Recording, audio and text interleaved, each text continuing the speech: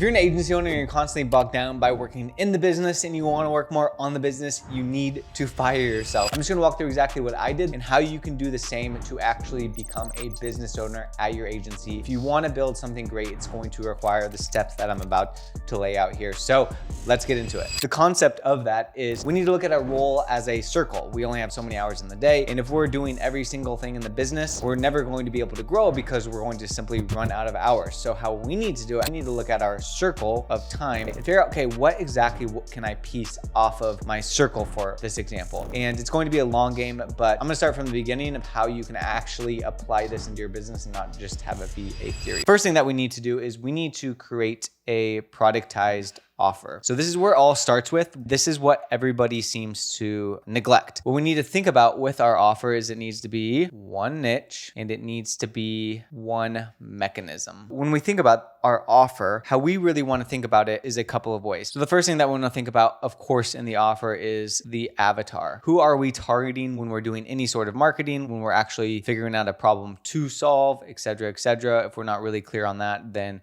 we're going to have a really hard time growing and scaling. The second thing that I want to think about is the pain points. What are the pain points that the avatars are having? Third thing that we want to think about is the mechanism, which is like the how are we able to do that, which will be extremely important. And then of course, we need the dream outcomes. Lastly, we need a unique selling proposition. If our productized offer from a foundational perspective is not set up, then we'll never be able to fire ourselves from our agency. After this is dialed in, the next thing that we need to think about is we need to think about how to price for scale. Pricing for scale simply means priced to delegate. So here's what happens most of the time when talking to freelancers or people looking to build their business is somebody will come to them and they'll say, oh, like I'll give you $1,000 to do your service for me and help me out. And then you start working for them, you realize, okay, this is going to take me about, I don't know, let's call it 20 hours a month all in because you're doing everything. You're doing all, let's just call it all of the shooting, all of the editing, all of the posting, all of the management, all the project management, all the client success stuff. And what happens, like this is cool and all, but if we break this down, let's just call it $1,000 divided by 20 hours, that's $50 an hour, meaning if you wanted to actually delegate this out, you would need to have a full team operating everything from A to Z for $16 an hour, which will be tricky for you. So what we need to do is, again, is we need to price to delegate. So I'm going to show you exactly what I mean by that. Let's take an example of an offer that's like short form video. We're going to do one-time strategy call, one-time shoot, 8 edits, posting, all for the client. Let's just make it very simple just for the point of this video. So what we need to do is we simply need to break down our pricing by hours. So if we look at one-time strategy call, okay, this is going to be 1 hour. If we look at a shoot, it's probably going to be, 4 hours here. If we look at the edits, that's going to be probably, 16 hours. And then if we look at the posting, that's probably going to be another, let's just call it 4 hours a month. So we know that this offer, it takes about 25 hours to fulfill. So now what we need to do is, if we're going to price to scale, price to delegate, is we need to figure out who do we need in place to serve this. So in this case, as I see it, we have somebody right here that is going to be creative director maybe. And then right here, we have a videographer. Then right here, we have a video editor. And right here, we have a social media manager. So now you can see your team is made up of 1, 2, 3, 4 people that make up the 25 hours. So all we really need to do now is we need to figure out, okay, how much do I need to pay a creative director on an hourly rate and how much is that going to cost me? How much do I need to pay the videographer? How much do I pay the video editor? How much do I need to pay the social media manager? And that will allow us to arrive at our cost. Just as an example, let's just use this. Creative director times, let's just call it $50 equals $50. Videographer, let's just call it $30 equals $120. And then let's just do a video editing times, let's just do $10 equals, just for the sake of rounding up, $160. And then social media manager times $10 equals $40. So we know that our offer equals $370 to fulfill. So this is one, what your team is going to look like, and then 2, how much it's going to cost you to fulfill every time you sell one of these, if you're not even doing anything. And if you're just delegating every single piece of this puzzle, maybe to subcontractors to start. What we don't want to do is we don't want to charge the client $370 and just break even and just pay people to fulfill it. We need to do a multiple of at least 3 to give us a 66.66% margin. That's going to be $1,100 for this offer, $1,100 retail, essentially, $370 COGS, which is cost of goods sold. And that means your profit, $730 every time you sell this offer. So if you sell 10 of these and you delegate every single piece of this, you make $7,300 in profit. And it's not a immediate thing. It's going to take time to get to this point. It's going to take time to invest and build a team just like this. But this is how it starts. This is the foundational piece that will allow you to grow. Third thing that we want to do is we want to come up with client predictability. And there's so many ways to do this, but I'm just going to map out like a few ways that you can start today if you're looking to fire yourself. It's the cold emails, it's the referrals / network, it's posting on social media to build the organic engine. It's the ad campaign. It's the cold SMS. Like there's so many different ways that you can do it. But what we need to think about is we need to think about what is the one mechanism that creates predictability. Okay, we need predictability. How do I know when I run this ad, I'm going to get a client? When I send these amount of text messages, I'm going to get a client. When I send this amount of cold emails, that's going to result in a client. We need client predictability. That is the next thing that we want to think about, because without sales, you're screwed, right? Sales is the lifeblood of the business. So now we have our offer, we're priced to delegate, we have sales and client predictability. We feel really comfortable with that.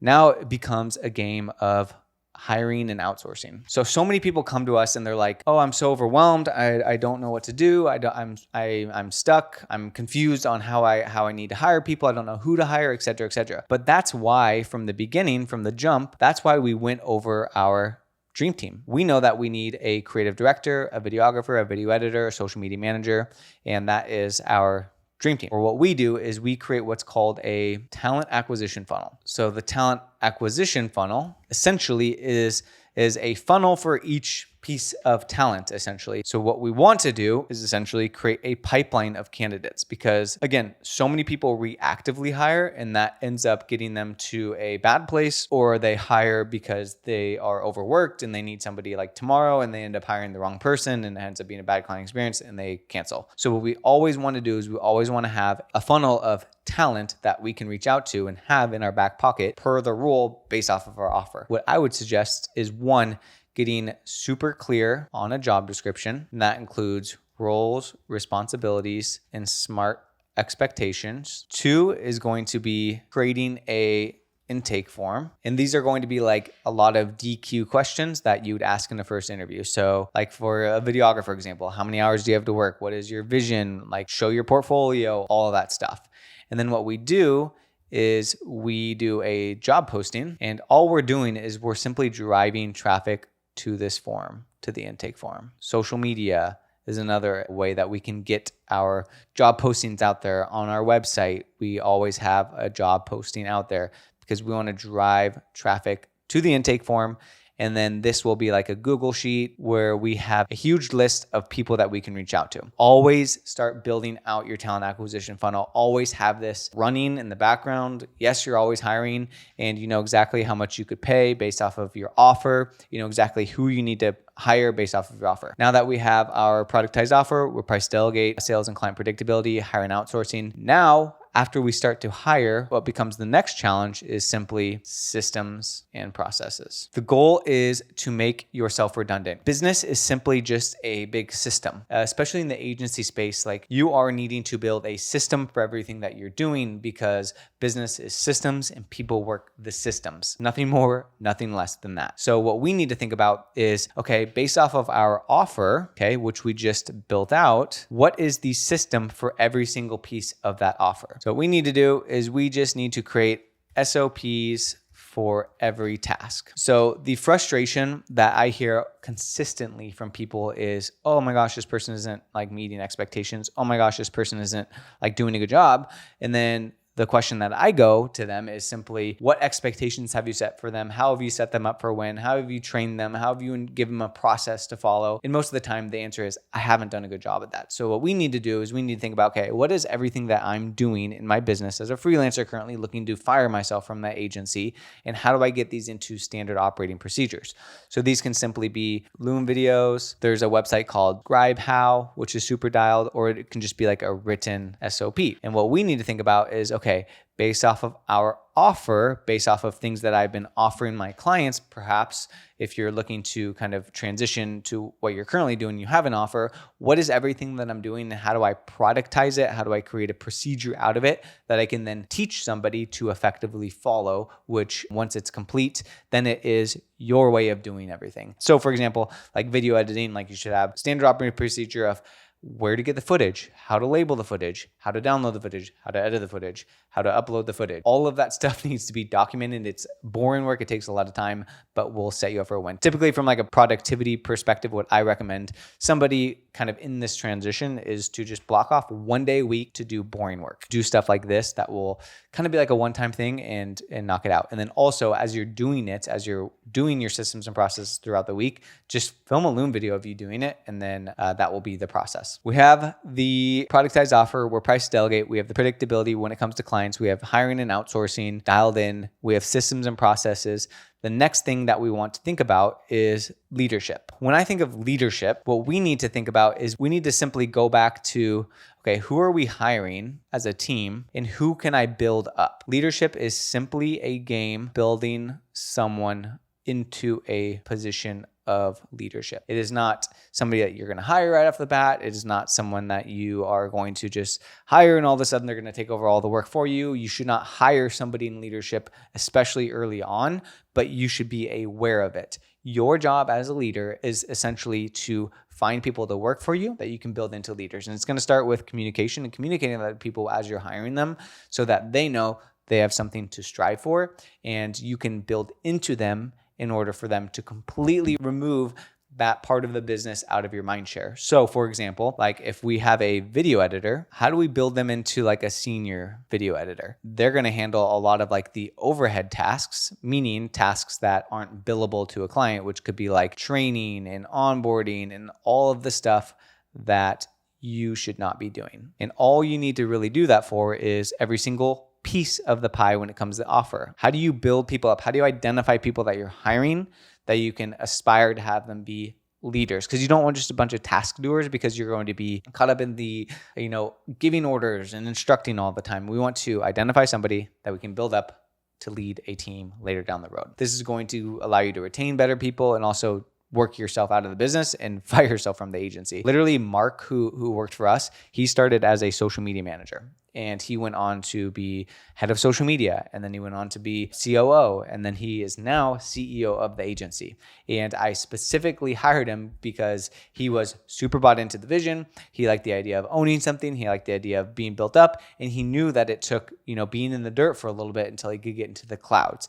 And that's exactly what he did. It's important that you're not just hiring task doers, but you're hiring people that you can build up into leaders. This is pretty much the step-by-step process of what you guys can follow. And, this isn't something that happens overnight. It happens foundationally with your offer, with your pricing, with your sales and client predictability, with the systems and processes, with the hiring. All of these are pieces of the puzzle that will really allow you to fire yourself from your agency, buy back more time for you, and depending on what your agency goal is, completely remove yourself from the agency and really being a bottleneck. And this is the same process that I use to fire myself and hire a CEO and build someone up into a CEO at my agency. So hopefully this video is helpful. If you did find it helpful, be sure to like the video.